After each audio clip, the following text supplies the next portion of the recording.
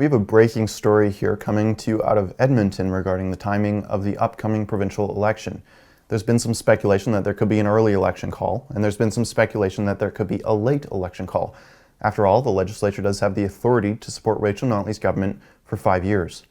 Rachel Notley's NDP have already been in the swing of things. They've been in campaign mode for weeks. The party's already made a stop at the new Calgary Central Public Library twice, once for a socialist campaign training rally, and another time for what looked like a campaign announcement.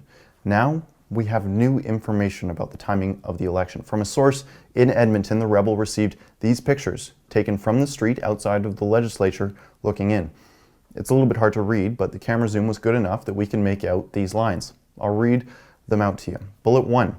Most responsive tactics, molding Tier 1 narrative into Tier 2 narrative, are not scheduled here. Neither are most responsive campaigns, which will be decided on and built on the fly. Bullet 2.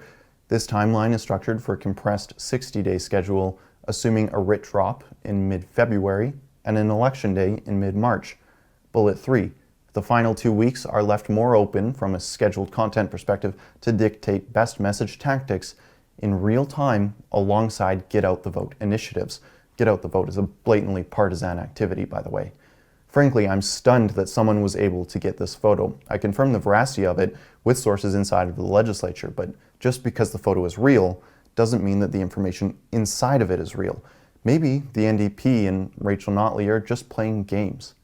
If we look at the legislature, I can say with a high degree of certainty that this is the cabinet room.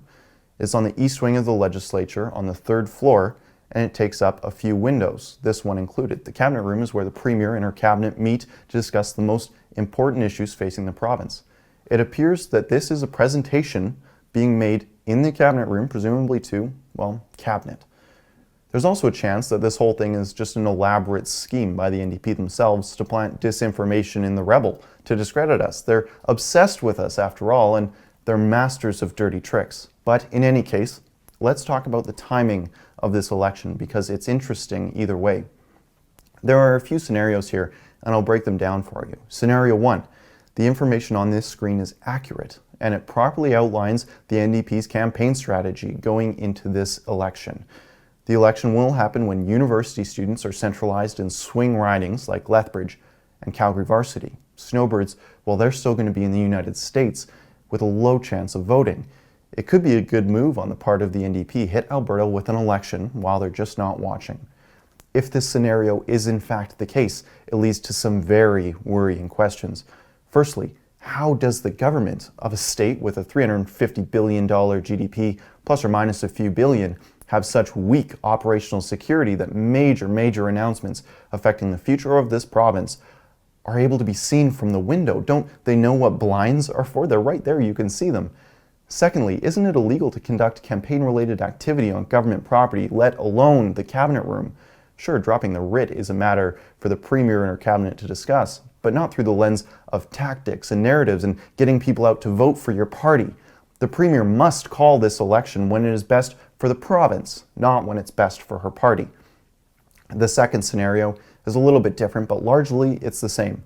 Instead of this being an actual campaign strategy that the NDP presented to the NDP cabinet, it could merely just be a proposal, one of a handful of options. Our sources tell us that this photo was taken in late December, which doesn't really tell us much, but you'd think that the election plan would have been figured out by then.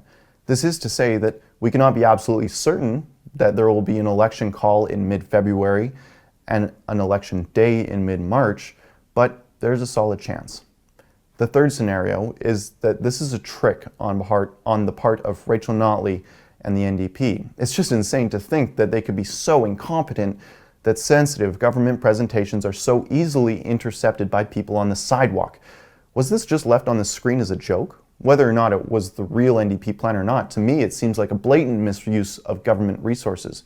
We know the left really isn't above using public resources for partisan activities. Remember Rachel Notley's buddy Justin Trudeau when he used Parliament buildings for fundraising? I want to take a closer look at the 60-day narrative that they talk about. If this is genuine, and the election will be called on or around February 15th, with an election day on or around March 15th, that's less than 30 days away, which means that as you are watching this video, we could already be in the NDP cabinet narrative timeline. Have you noticed an increase in government announcements recently? I have. If this is in fact the case, if Rachel Notley and her team are already in campaign mode, knowing that they're going to call a snap election in the next few weeks, they're abusing tax dollars, using them for partisan purposes to inflate their election prospects. If this is true, it is incumbent on Rachel Notley to drop the writ today and quit wasting Albertans' money to campaign.